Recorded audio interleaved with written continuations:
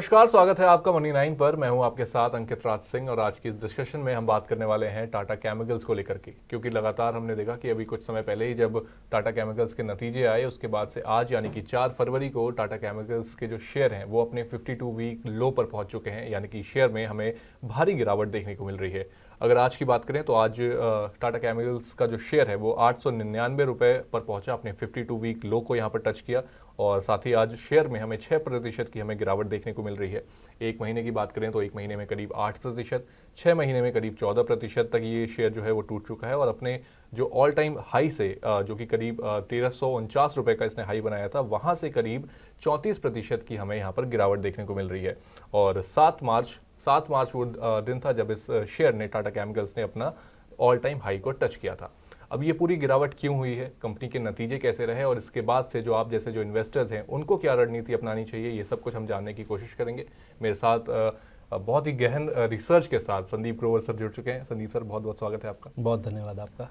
Sandeep sir, सबसे पहले नतीजों की बात करते हैं। आखिर टाटा केमिकल्स के नतीजे कैसे आए और आखिर उसका क्या कुछ असर हमें अब देखने को मिल सकता है आगे? देखिए, नतीजे निराशाजनक हैं और कोई भी कंपनी मुनाफे से घाटे में आ जाए तो उससे खराब स्थिति किसी भी कंपनी के लिए क्या हो सकती है। और उसमें भी टाटा जैसा ब्रांड अगर आपके साथ जुड़ा हुआ है और आप घाटा पोस्ट कर रहे हैं मुनाफे के सामने, तो फिर जाहिर सी बात है कि शेयर की पिटाई होना लाजमी है। आप इस कंपनी के रेवेन्यू को देखिए, तीसरी तिमाही के नंबर्स की बात कर रहा हूँ, उसमें करीब 0.4% का हमने ड्रॉप देखने को मिला। 3,730 करोड़ वाला नंबर घटकर आ गया 3,590 करोड़ रुपए पर।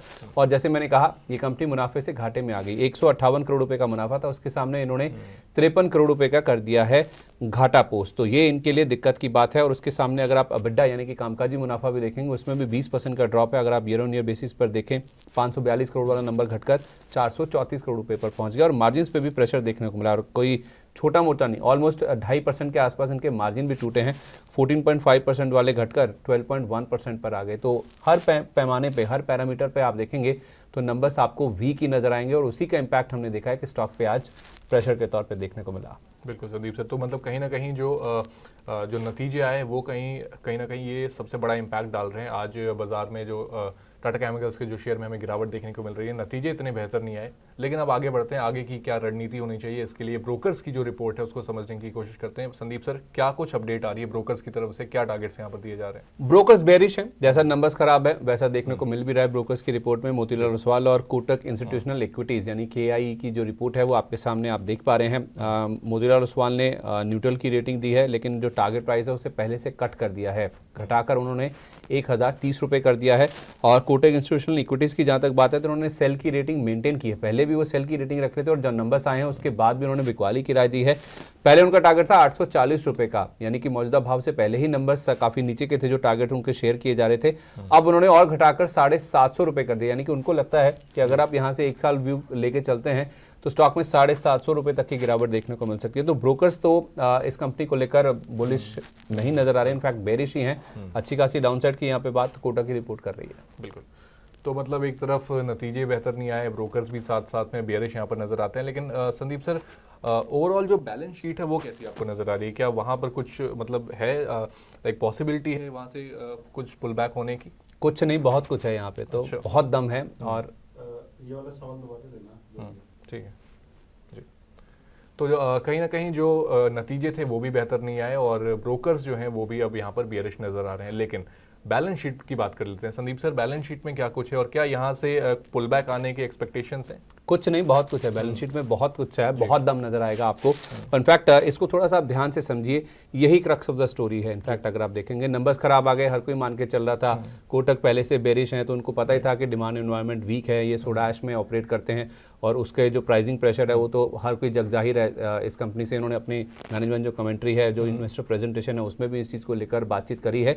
लेकिन जो बैलेंस शीट है उसमें आप देखिए, जो FY24 एंड तक का इन्होंने जो नंबर्स पेश किया था, इनकी जो एनुअल रिपोर्ट आई थी, उसमें अगर आप देखेंगे जिनको इन्वेस्टमेंट्स है, जो निवेश है, जो होल्डिंग्स है इनकी, उसकी वैल्यू करीब करीब 13,500 करोड़ रुपए की, जो कंपनी ने खुद बताई है अपनी एनुअल रिपोर्ट के अंदर। लिस्टेड कंपनियों में निवेश की बात करें तो कई सारी कंपनियां हैं, जिसमें टाटा ग्रुप की कंपनियां हैं और इंडियन होटल्स है, ओरिएंटल होटल्स है, रैलिस इंडिया है, साथ साथ टाटा इन्वेस्टमेंट है, टाटा मोटर्स है और टाइटन में इनकी होल्डिंग्स है। ये पूरा जो ब्यौरा है वो आपके सामने आ रहा है कि कहाँ पे ये कितनी होल्डिंग्स रखते हैं, कितना कितना स्टेक इनके पास है और उनकी वैल्यू कितनी है। कल की क्लोजिंग के लिहाज से अगर आप देखेंगे तो जैसे इंडियन होटल्स में करीब 972 करोड़ है, सबसे ज़्यादा टाइटन में 4,900 करोड़ रुपए की होल्डिंग है, टाटा इन्वेस्टमेंट में इनके पास 263 करोड़ रुपए की वैल्यू की होल्डिंग और रैलिस इंडिया में तो ये 55% होल्ड करते हैं, इन्हीं की सब्सिडरी कंपनी है और उसकी वैल्यू करीब 2,500 करोड़ रुपए की है। तो इन सबको अगर आप मिला लेंगे तो इनकी जो होल्डिंग्स है लिस्टेड कंपनियों की मैं बात कर रहा हूं वो 8,834 करोड़ रुपए बनती है। लेकिन ध्यान रहे ये जो फिर 13,500 करोड़ का नंबर खुद कंपनी ने दिया है उसमें टाटा सन्स एक पीछे छुपा रुस्तम है।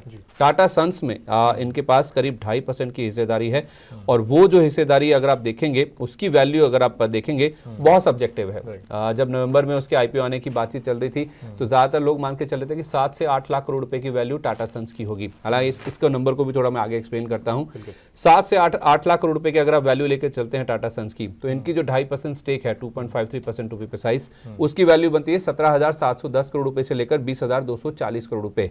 और उसी हिसाब से अगर आप देखेंगे तो ये टाटा सन्स की वैल्यू को मिला लीजिए 7 से 8 लाख करोड़ की वैल्यू के हिसाब से जो इनकी होल्डिंग है और प्लस ये जो लिस्टेड कंपनियों की वैल्यू मैं आपको बता रहा हूं ये दोनों मिला के इस कंपनी की जो टोटल मार्केट कैप है उससे ज्यादा आपको नजर आएगी। क्यों? क्योंकि कंपनी का मार्केट कैप अगर आप देखेंगे 23,000 करोड़ रुपए का है और इसकी वैल्यू 17,000 करोड़ भी अगर आप पकड़ लें और 8,800 करोड़ रुपए अगर आप लिस्टेड कंपनियों को मिला लें तो ये 25,000 करोड़ बन जाता है। तो 23,000 करोड़ वाली कंपनी का जो मार्केट कैप है उसमें जो निवेश है इनकी जो इन्वेस्टमेंट्स है उसकी वैल्यू अगर आप देखेंगे बेयर मिनिमम बता रहा हूं मैं आपको 7 लाख करोड़ पे पकड़ा है। अगर 15 लाख करोड़ हो जाएगा तो फिर तो आप कहां पहुंच जाएगी इसकी वैल्यूएशन। जो इसकी होल्डिंग्स हैं होल्डिंग को डिस्काउंट भी मिलता है नो डाउट, हालांकि ये होल्डिंग कंपनी नहीं है फिर भी इस कंपनी की अगर आप देखें मार्केट कैप 23,000 करोड़ है, इन्वेस्टमेंट्स की वैल्यू बेयर मिनिमम 25,000 करोड़ रुपए बन रही है मौजूदा प्राइस के हिसाब से और बुक वैल्यू भी अगर आप देखेंगे तो 870 रुपए के आसपास की बैठती है। जहां तक ये स्टॉक आज जाने की कोशिश कर रहा था 899 तक गया था।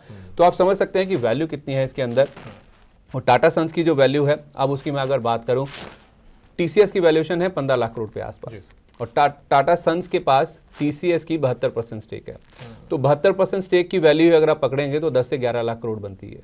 तो टाटा सन्स को अगर हम 7 से 8 लाख करोड़ की वैल्यू देंगे तो बाकी कंपनियों की वैल्यूएशन तो आप छोड़ दीजिए, अगर केवल टीसीएस की ही वैल्यूएशन देख लें तो 10 से 11 लाख करोड़ रुपए बनती है। तो उस लिहाज से 15 से 16 लाख करोड़ रुपए कम से कम टाटा सन्स की वैल्यू होनी चाहिए जिसमें ये 2.5% होल्ड करते हैं।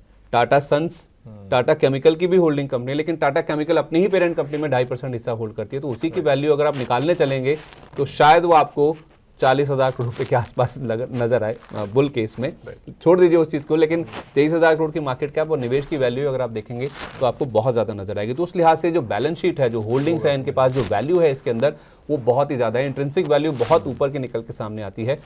वो एक बड़ी चीज़ है जिसको हर किसी निवेशक को समझना चाहिए जब भी कोई निवेश का या फिर इन्वेस्टमेंट का जो कोई एक प्रोपोजिशन बनाता है या फिर उसके बारे में सोचता है। इस चीज़ को जरूर ध्यान में रखना चाहिए। बिल्कुल। तो मतलब सर अब आपने एक बहुत ही स्ट्रॉन्ग होल्ड बता दिया इस कंपनी का, तो अब आगे की जो राह है, अब ये जो हमारे निवेशक हैं वो भी सोच रहे हैं कि पहले आपने बात कर ली कि नतीजे बेहतर नहीं आए, ब्रोकर्स भी बियरिश हैं, लेकिन अब आपने कह दिया कि मार्केट कैप से ज़्यादा तो उनके पास होल्डिंग्स हैं और ये सारी चीज़ें, तो अब हम करेंगे आगे क्या करना चाहिए। तो सर टेक्निकल जो राय है उस पर भी आते हैं कि क्या कुछ रिसर्च एनालिस्ट से आपने बात करी, क्या राय निकल के आ रही है इसमें। देखिए यही रीज़न है जो आप जो पॉइंट कह रहे हैं ना कि नंबर्स खराब हैं, स्टॉक गिर गया, आपने 52 वीक लो पर आ गया, लेकिन मार्केट कैप से ज़्यादा तो इनके पास इन्वेस्टमेंट्स की वैल्यू है। यही कारण है कि स्टॉक 900 रुपये के नीचे टेक नहीं पा रहा है। वहां से बाइंग इंटरेस्ट देखने को मिला, लोअर लेवल से रिकवरी स्टॉक में देखने को मिल रही है, क्योंकि वैल्यू के हिसाब से जो देख रहा है, जिसको लॉन्ग टर्म का व्यू लेना है, वो कह रहा है कि यहाँ पे खोने के लिए कुछ नहीं है, तो उस लिहाज से वहां पे बाइंग इंटरेस्ट जरूर देखने को मिला है। लेकिन हमने कुछ 2 एनालिस्ट से बातचीत करी आज सुबह ही, जब हम ओपनिंग बस कर रहे थे तो हमारे साथ अंशुल जैन जी जुड़े थे, Lakshmi Shri investment and securities के हेड ऑफ रिसर्च। उनका ये कहना था कि 929 रुपए इस शेयर के लिए वीकली चार्ट के लिहाज से देखें बहुत ही इंपॉर्टेंट स्तर है। अगर वो लेवल टूट जाता है, उसके नीचे स्टॉक टिकता है, तो फिर शेयर में 763 रुपए तक जाने की भी गुंजाइश नजर आती है, यानी कि उतनी डाउनसाइड स्टॉक में देखने को मिल सकती है। उन्होंने कहा ना तो फिलहाल इसको खरीदिए ना इसको बेचिए, फिलहाल इससे दूर रहिए, एक हफ्ता कम से कम इंतजार कीजिए कि स्टॉक करता क्या है। जिस तरह के नंबर्स आए और जिस तरह के वैल्यूएशन पर स्टॉक पहुंचता हुआ दिखा है, एक हफ्ते का समय दे दीजिए, वेट कर लीजिए, उसके बाद इन्वेस्टमेंट कर लीजिए। बाजार बंद नहीं हो जाएगा, सब कुछ खत्म नहीं हो जाएगा, जरूरी नहीं है कि आज ही आपको ट्रेड करना है, थोड़ा रुक जाइए, इंतजार कर लीजिए। इसी तरह से हमने एक फंडामेंटल व्यू लेने की भी कोशिश करी। मैंने विलियम ओनील इंडिया के जो हेड इक्विटी रिसर्च हैं मयूरेश जोशी जी, उनसे बातचीत करी, तो उनका ये कहना था कि Q4 के नतीजे और डिमांड में सुधार जब तक नहीं आ जाता तब तक आपको वेट करना चाहिए, इंतजार करना चाहिए, तब तक आप इससे दूर रहिए, क्योंकि जैसे मैंने कहा सोडा ऐश इनके लिए बहुत बड़ा इनके पोर्टफोलियो में कंपोनेंट है और उसके डिमांड एनवायरनमेंट, प्राइसिंग दोनों में ही वीकनेस है। मैनेजमेंट की कमेंट्री भी यही इंडिकेट कर रही है। अक्रॉस द जोग्राफीज जहां ये ऑपरेट करते हैं वहां पे डिमांड एनवायरनमेंट काफ़ी वीक है। डिमांड सप्लाई को लेकर जो पिक्चर है, खासतौर पे चाइना चूंकि बड़ा सप्लायर है सोडा ऐश का, तो वो एक डैम्पर है इनके लिए और मैनेजमेंट खुद कह रहा है कि थोड़ा समय चैलेंजिंग हो सकता है, 3 से 6 महीने कम से कम लग सकते हैं, ऐसा एनालिस्ट मान के चल रहे हैं जब तक इस कंपनी में सुधार आता हुआ दिखे।